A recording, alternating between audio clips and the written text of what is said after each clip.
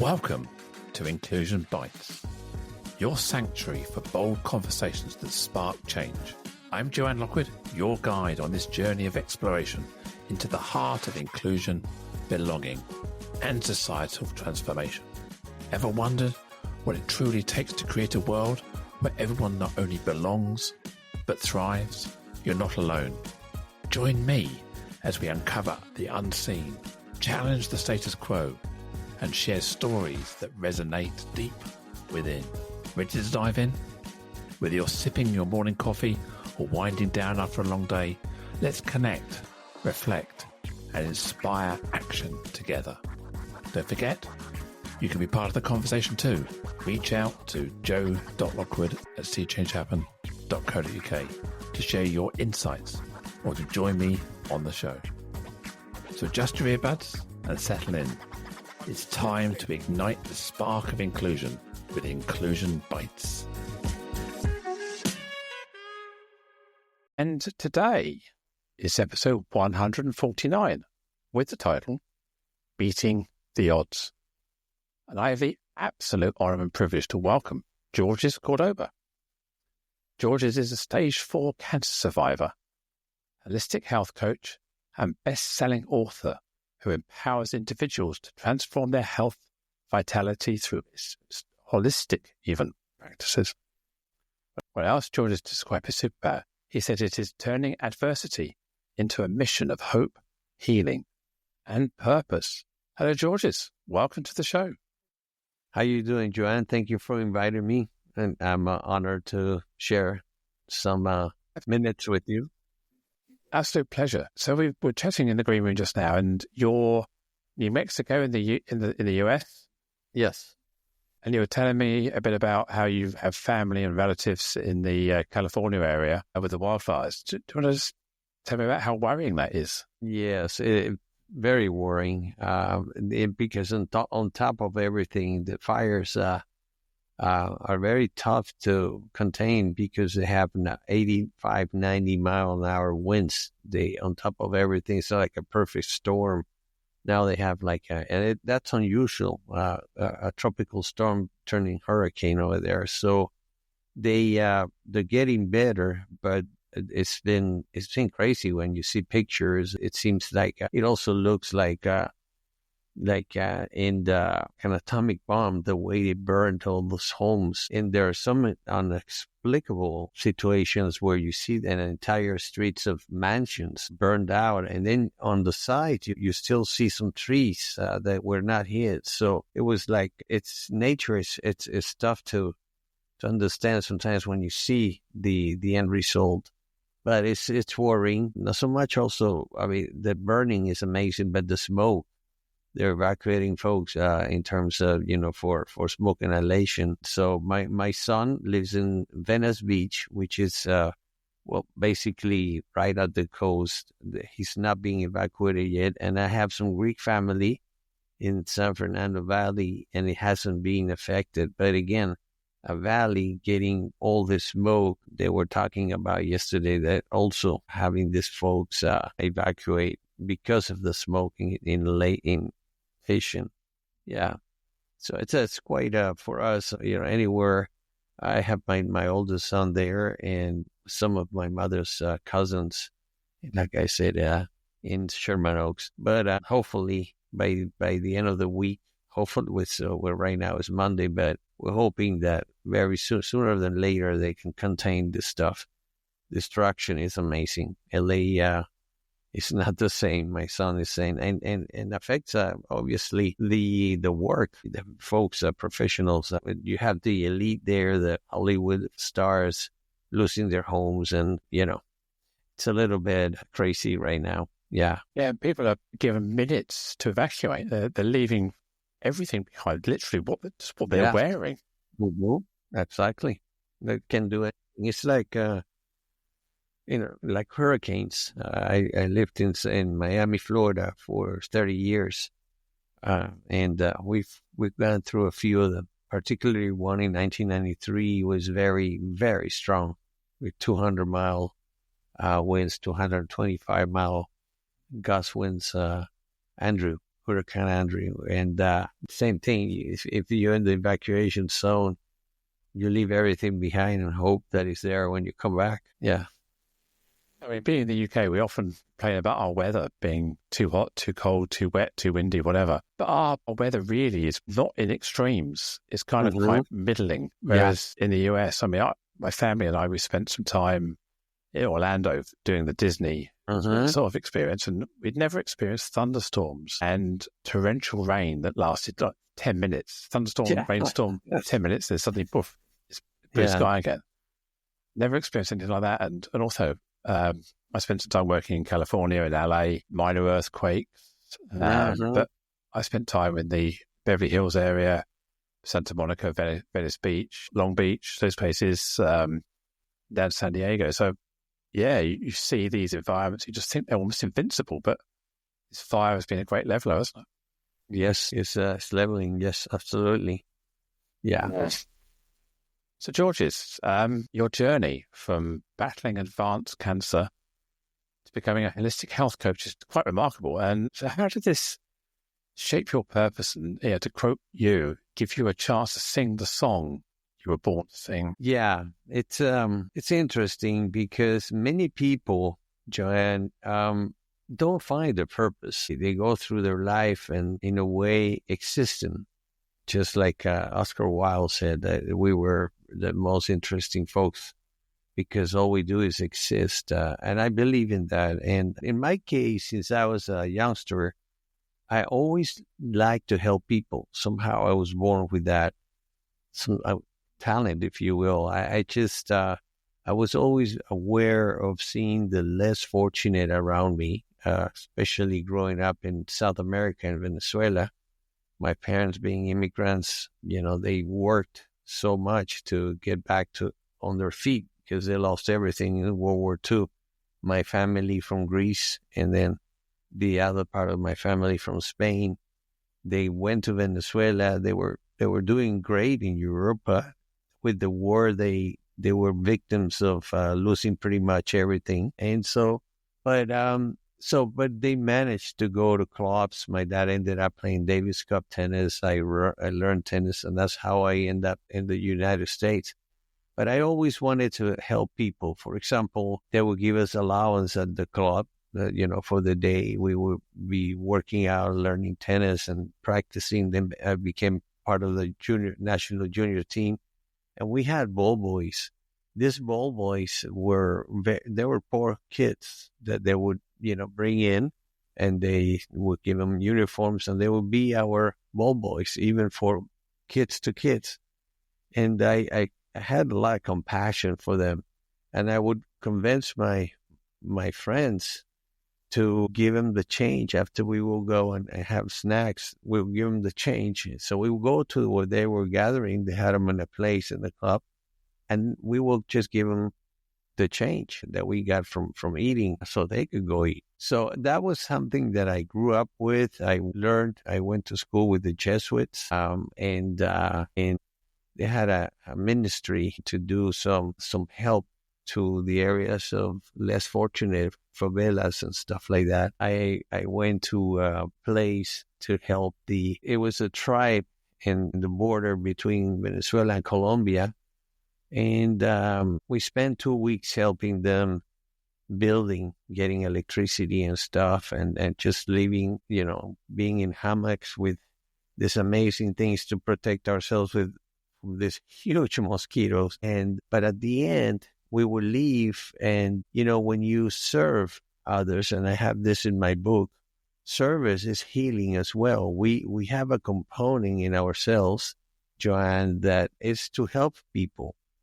To be, kind of like some of the avatars, not only Jesus, but, in the East, Indians, Babaji, and later on, more in modern, Paramahansa Yogananda. I read these folks, and it's all about love and service. And I have to tell you this, when I was ill, I still had this compassion. I was going through regular conventional treatments, radiotherapy, chemotherapy, but I still joined a volunteer program from the American Cancer Society, which was about taking folks that were ill taken to their treatments. And the way they did this is, I was working. I was folks in my area that were going through cancer like me.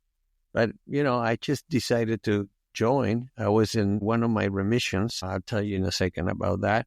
But so we would drive patients to their treatments. We would drop them off. And then another volunteer will come and pick them up. Sometimes those treatments will take longer. So somebody else will pick them up and take them back home. It's interesting. Every time you help somebody from your heart, at the end of it, you think, who helped who? You go home and you say, man, I feel I'm the one.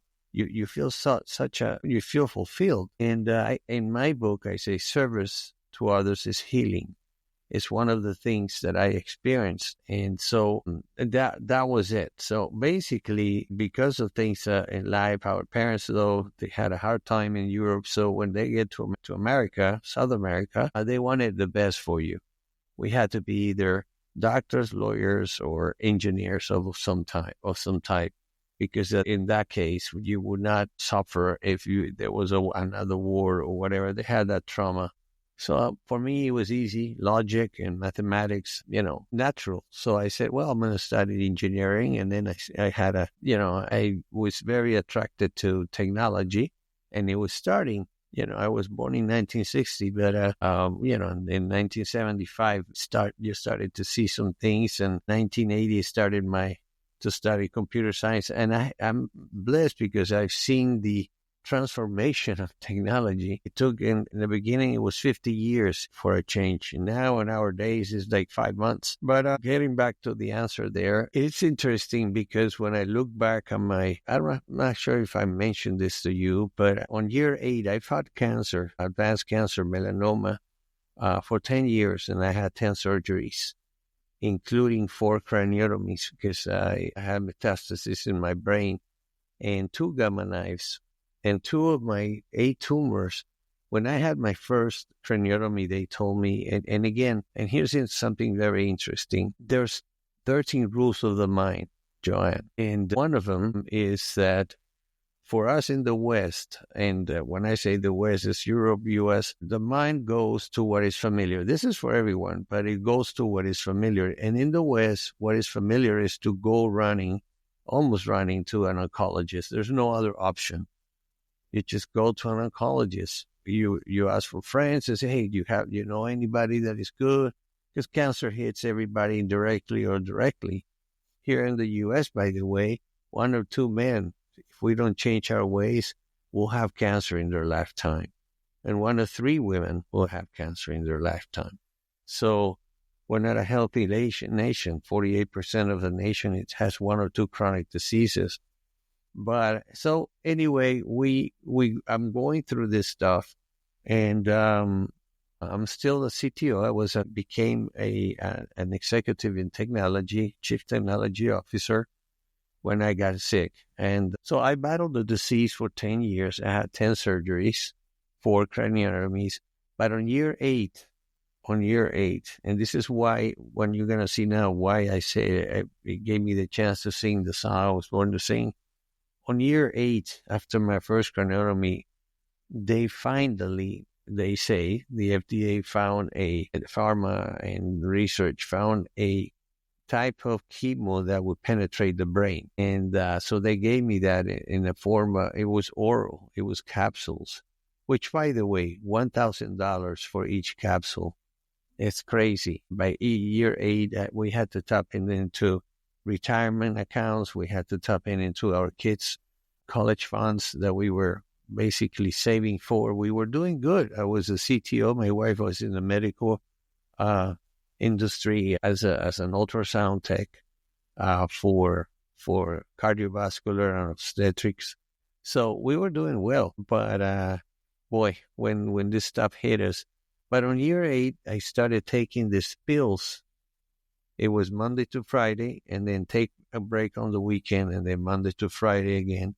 On my second Monday, my 6th capsule, I thought I was going to get a heart attack. I just could not, like I said in my book, in the introduction, pharmas almost kill me. And so So just had this very fast palpitations. I got dizzy. I started sweating, and I was alone. The kids were in school. My wife was working. I had to stop working after 18 months. It was tough. And so at that moment, Joanne, I decided, you know what, this is not working for me. This is just really not working for me. I need to go on a different route. And by that time, I was looking into things, that were natural, not chemicals. And because I'm a person of faith as well, when my wife got home, I said, look, I'm stopping this. Are you sure? What are you doing? Well, no. I said, look, I know myself. This is killing me. So I'm not doing any more chemo and radio. I'm going to go natural. I'm going to go the holistic journey and holistic health journey to survive. And this past July of 24, it was my 12th year free of cancer. So, but many things happened there. And as I was going through my process, I stopped, blaming the world or the universe. I mean, it was my fault. We need to understand, if we humble ourselves, it was us. It's us that get ourselves sick. Our lifestyle, maybe we're too stressful, doing too many things, whatever it is. But it is us. I'm a nutritionist as well. And, I have, basically have to tell you that 25% of nutrition and digestion is what you eat. 75% is who you are when you're eating. Are you eating in a hurry? Do you chew very few times before you swallow? I mean, there's so many things that we do to get ourselves sick. Then comes another thing when you study holistic health, and this is pretty much a fact. These are facts. All chronic diseases, Joanne, all of them without exception, cancer included, start in an acidic body and inflamed bodies. We have inflamed tissue because we have too much acid in our cells. Dieting, maybe we stress, so we produce cortisol, and also, and this was found out not too long ago after epigenetics, all disease, by the way, is emotional as well. And that's why many people get recurrences, because doctors are not nutritionists. They're not psychologists. They're not acupuncturists. They're not Reiki or massage therapists. They just know what they just... Go ahead. Yeah, so listen to that. It's just contextualize it. So you had multiple cranial surgery. So that's basically peeling back your skin, taking bits of your skull off. Not even skin. They actually saw. I don't know if you can see, because it's a night. I have scars. Obviously, yeah. I was lucky because I didn't get many cavities. Sometimes when they remove the tumor, then you get like a cavity there. My first one was from ear to ear. Here is 2, 3, and in this side 4. And the 2 gamma knives, 2 of the 8 tumors that I got in my brain were not operable. So that I'm going to let you guys, if you have a chance to get the book, it is very interesting. I have not promoted my books, and I'm writing 2 more. When I say my books, it's because I first launched it in English, but then I launched it in Spanish 3 months later on St. George's Day in April. This is 2021, Spanish. And they both made bestseller in my genre in the first day. And that was remarkable. I'm thinking, how can this happen? And you find out that, there's many people going through this disease. It's becoming really, to give you a perspective, during COVID, which actually I think took about 5 million lives in a year and a half to 2 years. On 2021, 10 million people passed of cancer. So the real pandemic is this, it's just why does it happen? And why does it still recurring? And the reason is because The doctors are not into finding the root cause. They're just going there to throw the kitchen sink on you, like we say in America, and try everything they can, new formalities, and see how they can help Georges or, the different patients. Are you saying that this all stemmed from melanoma, which is skin cancer? It's skin cancer, yes. And travels from that, yeah? Yes. By the way, great question there, great point, because melanoma still is hard to really contain. It's very unpredictable and it's very aggressive. It's it's right neck to neck with pancreatic cancer. If to give you an example, my last 2 tumors, and I was already on year 8. After those capsules, I decided to go natural. And I was lucky because basically the moment I surrendered, I went to this chapel and I cried. I was releasing so much. Crying is healing, by the way, cleans your soul. But I surrendered. I say, look, these guys, they're trying, but, this is not working for me. Give me some discernment to look for alternatives. I'm really very close to make this decision. And obviously, I have a surgeon in my family. His wife, they're both my daughters, godparents. They were, and my wife, no, you're crazy, keep going. Like there's no other alternative. But because of my tennis too, I saw cancer. It got to a point for me that I said, you know what? There's a reason why I'm the only one from all my cohorts that started with me, the treatments, that I'm the only one that has survived. I had some survival guilt. I'm the only one that survived. There's got to be a reason. And at that moment, when I decided to go natural, I said, you know what? This is going to work. And I have to share something with you, Joanne. From my Greek side of the family, I saw cancer taking the life of my grandparent, his brother, and I was 4 or 5 years old. Then my grandmother's 2 sisters of 3, she had 3 sisters, 2 of them passed from cancer. Then my godfather, also part of the Greek family that went to Venezuela, passed of cancer. Then my uncle, my mother's brother, and 3 weeks before I was diagnosed, my mother passed of cancer. So for me as a kid, I remember this, the secret, the power of not like sharing something and you might actually end up getting it. I was not surprised when I was diagnosed. I couldn't even mold my mother, but I said, because I always thought, man, I'm doomed. And I never saw anyone. And here's part of the title of the talk of what we're doing today. I said at one point when I went through all the emotional roller coaster, I said, you know what? I'm going to beat the odds. I'm going to be the first person from my Greek family that survives this thing. And I went on my journey. And it came to a point that I said, man, this is not happening to me. It's happening for me. There's something going on here. I love technology, but my inner self, without knowing this, but I always felt it. If I could help somebody open a door, an elderly person opening the door in the gas station or at a supermarket or a store, I would do it. So I made that decision, and I went to my oncologist. Again, I thought he was going to, give me a hard time. And he goes, are you sure, Georges, that you want to stop? And I said, doctor, look, it's been almost 8 years, and I'm here, surgery, treatment, remission, recurrence, surgery, treatment, remission, recurrence, 8 years. And the last one now in the brain. So I'm going natural. And so he asked me again. I said, yes, doctor, but I would appreciate if you could continue to do follow-ups on me. And he agreed.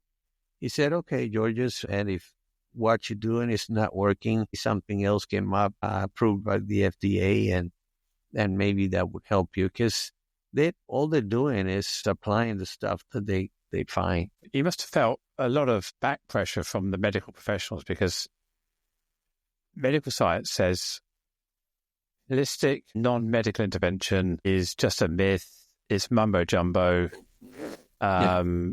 You're signing your own death warrant. Medical science is proved to work. Everything you're doing, you're just effectively praying and hoping. And miracles don't occur. So you must have felt a lot of pressure from your family, from your friends. Yes, absolutely. Almost like you're giving up. Yes, a few friends, real good ones, and even one of my best friends, my brother, he played doubles with me since we were little, and we went to different countries and played tournaments. But his wife was into holistic stuff since she was 18. She was, they said, whatever you do, George, we support you. And my kids were little, so they had no say there. Poor things, they actually grew up fearing that dad will go like their grandma, and they had to live. I feel so bad when I already, had that goal, but for a while I was feeling guilty that I couldn't do many of the things that I was doing, when I wasn't sick. But yeah, it was tough. I had to do it against the mindset of many folks that, believe that the only option is treatments, conventional treatments. Now, I'm not against the medical world. If it wasn't for these 10 surgeries and 4 of them being craniotomies, I would not be talking to you, Joanne. So, my son, we have twin sons, and those twins are the ones that made us grandparents. One of them I had to fly on an emergency flight to Miami in July. He had an infection in his blood, MRSA, and we almost lost him. He has 3 little kids, 3 toddlers, and 4, 6, 8, 6, and 6 and 5. This, the one that's turning 5 now. But yeah, and now when you see the credits on my book, one of the doctors says that, which he really advocated for me to not stop. He says that, George has proved us wrong, that there are other alternatives. And now I've been doing this for 7.5 years, Joanne, and I've met some, what they call themselves now, holistic MDs. They're doctors that got sick with cancer and realized in year 3 or 4, this is not working for me. Let me see what's out there. And they end up, going parallel, and then little by little, just moving into more of the alternative, which is a combination of things. It's not just what you eat and your lifestyle. Holistic health is really a combination of your physical body, your emotional body, your mental body, and your spiritual body, which is not really has to be religion, like a formalized religion. It's your connection. You're embracing the universe. I call it God. Through nature, you and I are connected, Joanne. Soul-wise, and learning to do that. One of the things, I use a metaphor. It's called the 4 legs of the table. One of the legs is your physical self. The other one is your emotional self, your mental self, and your spiritual self. If one of those or 2 of them are missing, the table can't stand. And that's really the holistic approach. And, once I surrender, because this is something that all the avatars say, not only the service and love, but it's really being humble. Humble yourself. He who humbles himself gets, in a way, stronger. He who is always up here, one day will really drop down. And so when I humble myself and surrender and I say, God, it's up to you, I like to see we're Catholics, and so I like to see my daughter's first communion, my kids finishing high school, and being a better husband, a better Christian, better friend. And things started to happen when when you put your faith, which, by the way, faith is nothing more than the certainty of what you want, because there's something bigger than you, that if you take action, it would help you. It's not a magic one. Or, like some folks say, now it's a perfect example. Everybody has a New Year's resolution and stuff, and that's the intention. But an intention without action becomes an illusion. So I took action. It sounds that what you're saying here is it's mindset. You have to believe in yourself, believe in what you're talking about and what you're doing. Also, it's also radically changing your relationship with your environment, your food, your things around you. Because as a human species, we didn't evolve to live in society we are in today, to eat the food, to breathe the air, interact the way we do. We were village dwellers in forests and caves and by the waterside, living a very holistic, very clean life. And we've polluted ourselves with sugars and additives and everything else. So we're trying to get back, what you're saying is trying to get back to that simplified intake, purity, if you like, not today's sludge, fat and sugars and all these other chemicals. So that's quite difficult to achieve in society today. Everywhere you look, fast food and bad air, bad water everywhere, isn't there? And going, that's amazing. Yes, that's one aspect. And then the other thing is that it's a fast-paced world. We don't take time for ourselves. And that is a key situation. We could have another episode about, I'd like to usually explain the human cycle. The sun is 365 days, or 66, depending on the year.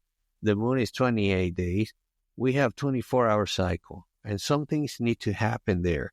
And guess what? 99% of us don't honor this particular cycle. We do need 8 hours, 6 to 8 hours of those 24 hours to detox and restore, which is when we sleep.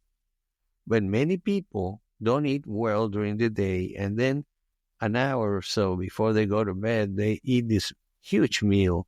So what happens, I'm just giving you an example of how we actually cause these diseases upon us. We bring them. We are the ones that get ourselves sick. But the good news is that we also are the ones that can get ourselves back to healing.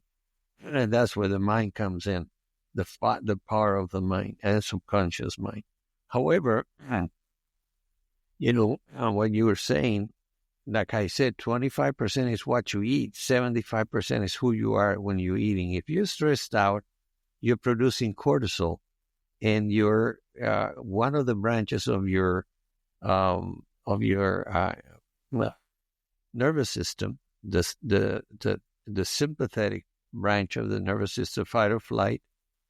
It says, "Oh, you know what? Joanne is stressed. We're not going to have a good digestion," and so. What happens is because of the cortisol and the stress, the vagus nerve tells the gut, hey, Joanne is stressed out, so we'll see what you're going to do, stomach.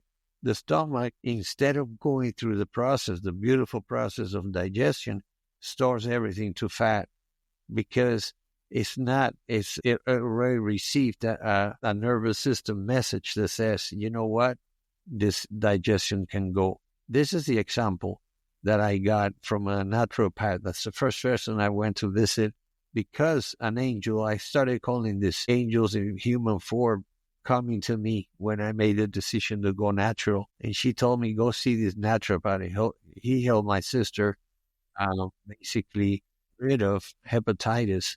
So I went, and he explained me a lot of stuff, which, by the way, later I'm going to tell you that I have a giveaway for your audience and for you, which is very powerful there. There's some good stuff in there that if you use, it'll get you on the way for better health. You don't have to be ill.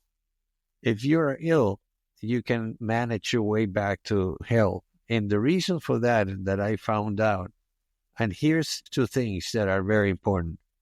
Healing, Joanne, happens from the inside out, not from the outside in. This is, if you go to the East and in many other cultures, they understand this. We have such wisdom in our subconscious mind. And that's why it interested me and I became a hypnotherapist. It is amazing how emotions have a big role in us getting sick. So in my book, you're going to get recurrences. My friends, you're going to get recurrences until you find the root cause of what made you sick. And usually, most of the time, I would say almost bluntly, 100% of the time is emotional. So I was reading about this, and one of my employees gave me a book on emotional intelligence. And in there, they were talking about the whole topic of forgiveness. So I started to look for avatars, past, and even Dalai Lama, things like that on forgiveness. So because I was humble, I looked for people that hurt me when I was younger. And then one passed away. I had to do surrogate work But the other ones, I basically went and said, hey, I forgive you. Guess what, Joanne? None of them remember that they hurt me. I kept holding all this poison in me for decades. But when I did that, though, I felt like a piano went off my shoulders. And then I worked on being forgiven. Approached some people that I hurt, particularly some girls in high school. Not hurt, but it's just like I was, immature, but I went to say, I'm sorry. And only one lady, I remember, the other ones didn't either, but still that helped me release some of the stuff that I had in me. And then the toughest one was forgiving myself. But I worked on that. If you humble yourself and understand that we're, like you said earlier, we're humans. We make mistakes. We're just, it's part of us. But if we deal with those, because, those memories and those beliefs also produce cortisol. So there's two ways that we get all this acidity in our bodies. The cortisol from emotional clutter that we have, and the cortisol that we produce even when we're eating, because we're in a hurry. We need to do some errands, so fast food here, and then we chew very little. We chew 6 to 10 times, especially here in America, in the U.S., the average American chews 6 times before they swallow. When in reality, I can tell you as a nutritionist, I specialize in the digestive tract. We should be chewing between 20 and 32 times, depending on what we put in our mouth, because digestion starts in the mouth. The saliva enzymes process the food. Yeah. I'm really being enlightened by what you're saying. Can I just take you back to that period 7 or 8 years ago when you were in the middle of this? So you were CTO of a company, so you're involved in tech, advising them, and you've also got a family, and you've been diagnosed. That's you're saying the US healthcare system, it wasn't that you had to invest in your treatment, these $1,000 a day pills for whatever that cost. How did your family cope at that time with your condition? How would it work? Were you accommodated by your employer? Or was it quite tricky to try and keep everything going? Yes, great question, by the way, John. Yes, it was not fun. It was. First of all, a lot of people forget about the caregiver. Everybody is, how's George's now? How's George's? And they would not ask her, like we had 5 kids and I was the 6th kid. After 18 months, I couldn't really take all those treatments, and I was, working. I managed to do some work from home, but being a CTO, and I remember perfectly, I was at the pool and I was scratching. I had long hair. I used to be in the sun all my life in the Caribbean, surfing, snorkeling, water skiing, playing tennis, soccer. I love soccer. So I got, I thought it was just a lot of accumulation of UV through the years, but it really did not, come up. And I had no idea until I saw my mother suffering her last 6 months of life. So I was very emotional, very close to my mother. I was living in Miami. I would fly to Caracas, Venezuela every weekend to see her.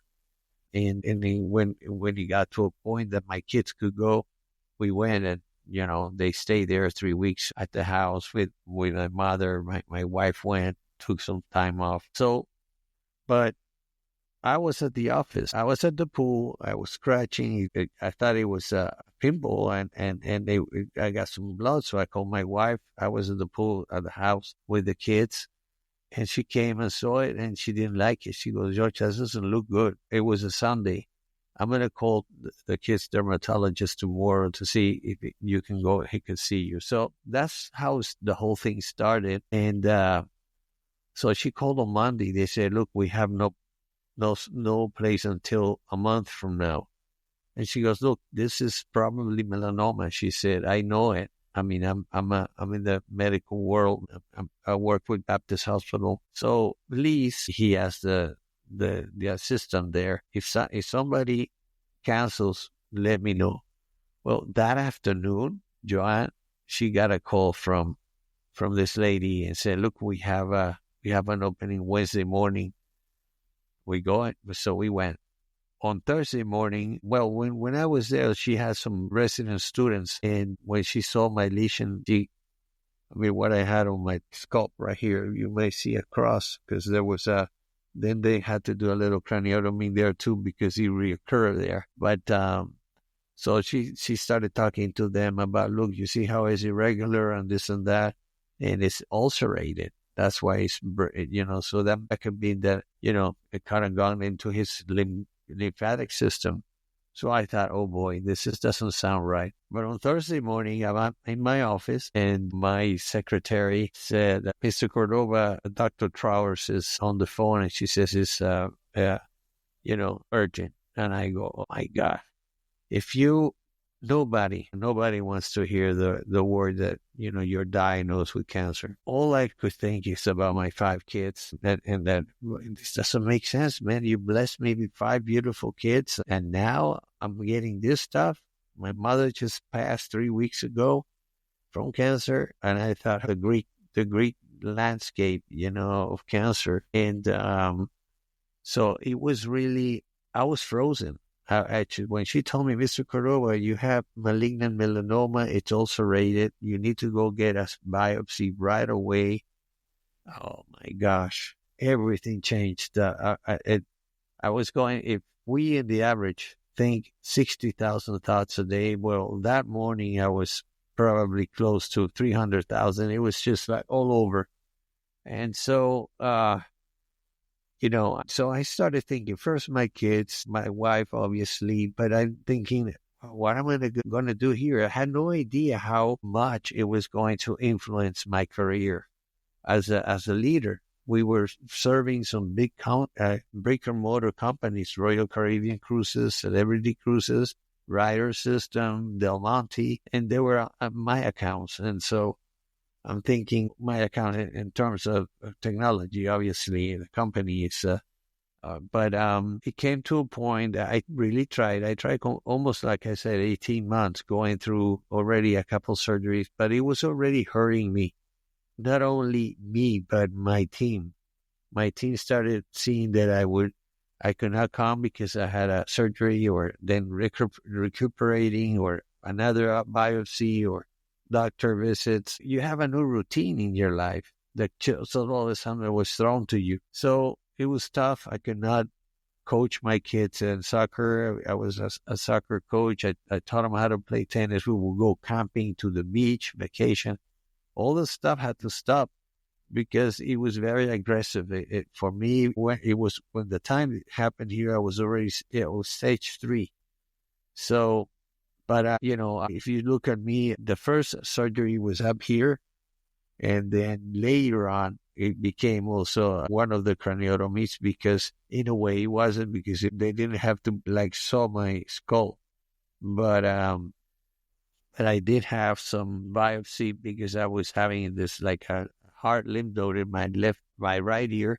It came positive. So they decided to extract 23 lymph nodes from my right side, but they couldn't get to 3 of them of those 23. So they sacrificed a muscle. We are amazing, our human body. The other muscle it took a few years, but it kind of compensates. But if you see me without Just for the listeners, basically it's in your neck going down. So from your ear down through to your shoulder. Down through my shoulder, 23 lymph nodes. But those 3, if they didn't sacrifice the muscle, they couldn't get those, and those 3 were positive. The other 20 were negative. 4 months later, I was already in treatment. I had the same situation on my left ear, and it was positive. So they took 22 lymph nodes from there. That was 1, 2. That was my 4th surgery, and then the whole loop again: surgery, treatment, remission, recurrence. So I have nothing against surgery, especially the new things that they're doing with robots and stuff. I didn't get that. But especially for me, all of them, because my surgeon oncologist worked on anything that was my head, and the neurologist worked on, my 4 craniotomies and 2 gamma knives, those are they're considered surgeries. Well, I don't count them. If that was it was 12 surgeries.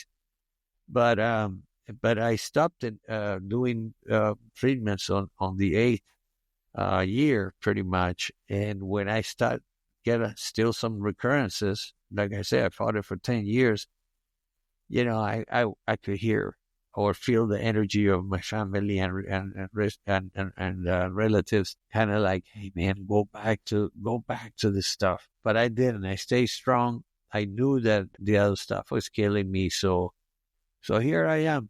12 years later, I'm cancer free. I mean, listen to that. The amount of surgery you had, how invasive those surgeries were. Are you aware of, because we're doing operations on the brain, that can affect motor functions, cognitive ability, speech, hearing, everything like this. Are you aware that you've become impaired or lost function due to the surgery, or have you pretty much escaped that? You're asking some great questions, Joanne. Yes, for each of the craniotomies, particularly, the other ones that would tell me what could go wrong, it's part of the protocol. They have to tell you. But with the craniotomies, every single one, they say that I could end up with a cavity, I could have some cognitive issues, my speech, which, by the way, my first craniotomy, I had right here in the front lobe. It came like this. I went to do a scan and it wasn't there. 3 months later, I had almost like a small, key line. I had a tumor right here that was affecting my vision and my speach. I was prefrontal cortex, isn't it? That's where your creative thinking is. That's where lobotomies happen. So that's really a part of your core you, isn't it? That's why my wife did realize that something was wrong on the kids. So Daddy's stuttering. And not only that, I had a client that did not know. In Miami, a lot of people speak Spanish too. But because I guess it's my native language, my first language, not only was I stuttering, but I was stuttering in Spanish. My wife realized that I was coming in home to the house and I was talking with this client that she knew. Sometimes we did some cocktails and stuff at the office, and his name was Don Smith, and I was talking to him in Spanish. Okay, Don, and my wife is saying, what is this Smith? And he's talking in Spanish and stuttering a little bit. So that's what kind of brought everything up. And then one day at the office, going up the elevator with 2 clients of the same company, the 2 guys from the same company, we went to lunch, and going up the elevator, I lost my vision momentarily. And I just, I held to one of them. I freaked out. I really thought, oh my God, what's going on? So at that point, I said, look, I called my wife. We went upstairs. They set me down. I called my wife, and then she called over there to the clients and said, take his keys out. Don't let him drive. I'm going to take the metro rail, and so I'm going to pick him up. And from there, she took me to the hospital, and that was it. They did an MRI. They saw the tumor. Said, you're staying home. We're here. We're going to have to do some surgery. And so, but it was a trauma. When I first heard of this, I was thinking of the kids, what was going to happen to them.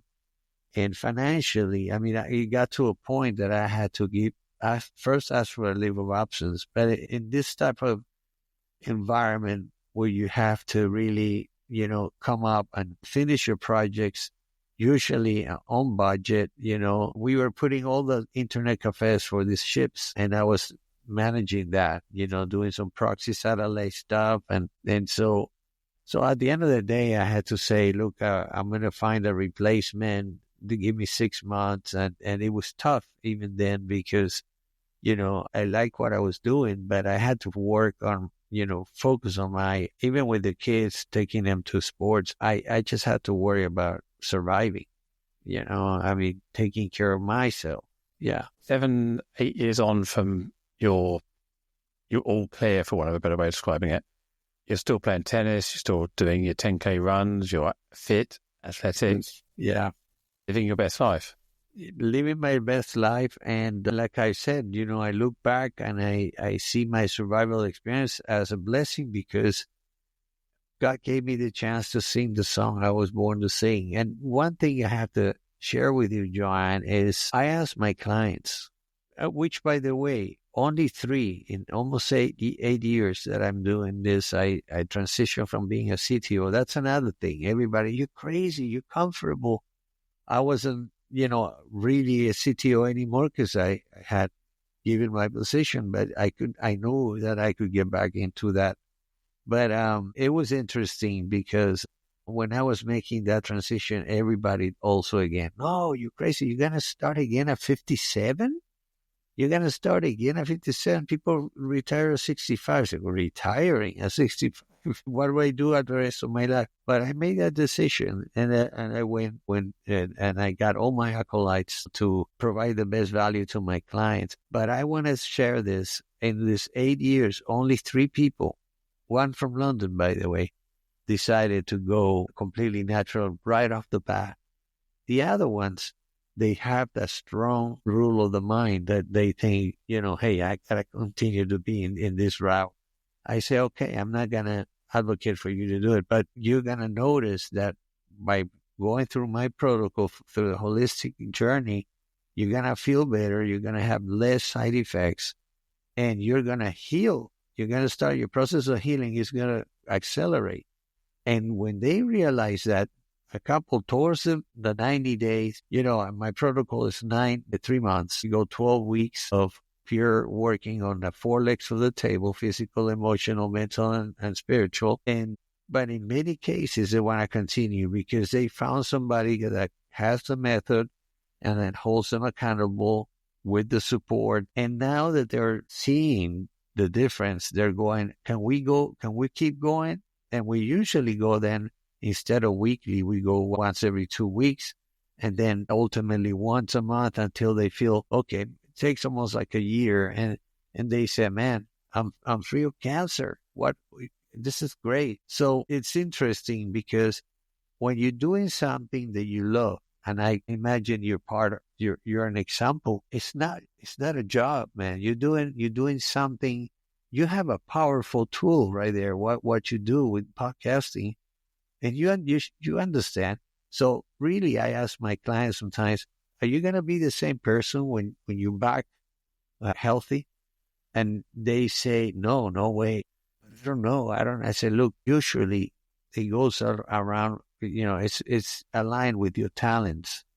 But, when you go to hospice, which we do sometimes as we did for a while as volunteers, my wife and I, the common denominator there of what everybody tells you, man, if I had time, I would do the things that I really love to do. And why we don't do it when we're okay? We are not good stewards of our time. We are the ones that got us sick. Our lifestyle, like you said earlier, it's all in a hurry and, hurry here, hurry there. You have a discussion or some sort of an argument with somebody on the street, or you're in traffic and you're stressed out, and then you go eat fast. Boy, you're great. And you do that day after day, 2 meals a day. Sooner or later, the body says, here's a medical bill, whatever disease, because we're producing acidity. So I have a bunch of stuff that I have for you guys. I have a link that has so many things for you, John, for you and your audience. One of them is, to me, there's a very important things in there. We talk about our emotions. I give you a little bit of each leg of the table, okay? But I have to share this if we have a few minutes. When I went to see this naturopath, he had this scan that he got either from Germany or Sweden. It was not approved by the FDA. He had it. This is in Palm Beach, Florida. Gabby, my best friend's wife, told me, go to him. And I went. I opened myself, which is important to learning how to receive. It's very hard for us to receive. It's easier to give. We could talk about it in a different moment. But this guy says, let's do this scan. And which was, he put some wires in my head, in my hands, in my feet, and in my heart. And then he started the scan, and he had the screen, and you could see yourself inside. And Joanne, my body was like the 4th of July, the fireworks. there was so much acidity, obviously from the chemotherapy. And he says, boy, you're lining up all over the place. And that's because of the chemo. So he talked to me about the pH balance. And take note, because this is key. He says, look, disease cannot grow on a balanced pH body. And if you have it, what you're doing by balancing your pH and not being acidic is that you're destroying the environment of the disease, for the disease to grow. So it is key to have a pH balance. And he said, look, imagine you have a pool. You said, yeah. If you put too much chlorine in the pool, it becomes too acidic. It's just dangerous to jump in there for your skin, your eyes, if you swallow some of it, your hair. On the other hand, if you don't put enough chlorine in your pool, the water turns green, which is also not healthy. There's bacteria there that if you swallow some of that water, it could actually damage your red blood cells. So he's telling me this, and I'm thinking, boy, I'm making the right decision to go natural. So the first thing he did was he took me on a 21-day detox. He called it body reset, which was all about reducing the acidity in my body. So after 21 days, we did another scan, and it was like 9 a day. There were a few areas, but very little compared to the 23 weeks before. So we did another 21 days. And when I got back from that, first of all, people would see me and say, well, man, you look great, Georges. What's going on? I said, look, I feel great. I am. How are you feeling? So they could not understand a guy with so many surgeries and all this stuff being so positive, which is also an amazing part of the mental leg of the table. It's own mindset. It's amazing. Yeah. It's been absolutely insightful, fascinating to hear your story, to hear about your mindset, your ethos around your own journey and how you're helping others. How can people get hold of you? So have you got a website, LinkedIn? Tell us about your book.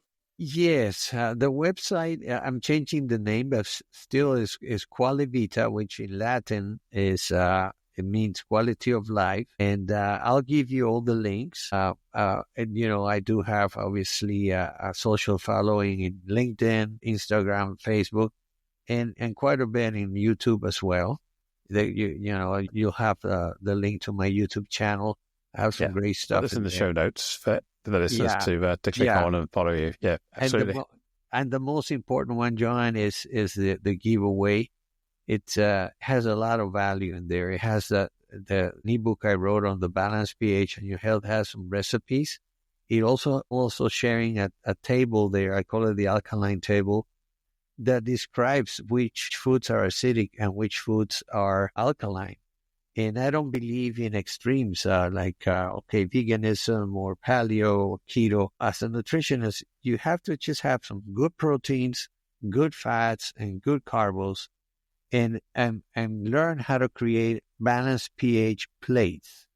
So if you're having red meat, instead of eating it with other stuff that is acidic, have it with salad, have it with greens, with veggies, which are alkaline. And then there you go. You're not really, you having an alkaline plate. That's one thing. Then I have 2 recorded meditations on forgiveness, one for men, one for women. They're there. I have some information about how to water, tips. We need to drink water. We need to hydrate, how to sleep as well. And like I tell you before we started, there is an interesting conversation about us honoring our 24-hour cycle, human cycle. But that's in there. Fantastic. Yeah. Brilliant. I'll put links to all of that. The rules of the mind. You'll see. Yeah. I'll put links to all of that on the show notes so that everybody who's no doubt fascinated by your story, your journey, and your ethos, then they can take inspiration from your content, your YouTube. And I'll certainly be checking out your YouTube straight after we hang up and subscribing to your channel. So, Georges, thank you so much for your time today. It's been fascinating. Thank you so much, John, for having me on your show. I appreciate it. Awesome. As we bring this conversation to a close, I want to express my deepest gratitude to you, our listener, for lending your ear and heart to the cause of inclusion. If today's discussion struck a chord, consider subscribing to Inclusion Bites and become part of our ever-growing community, driving real change. Share this journey with friends, family and colleagues. Let's amplify the voices that matter. Got thoughts, stories, or a vision to share? I'm all ears. Reach out to joe.lockwood@seechangehappen.co.uk and let's make your voice heard. Until next time, this is Joanne Lockwood, signing off with a promise to return with more enriching narratives that challenge, inspire, and unite us all. Here's to fostering a more inclusive world, one episode at a time. Catch you on the next bite.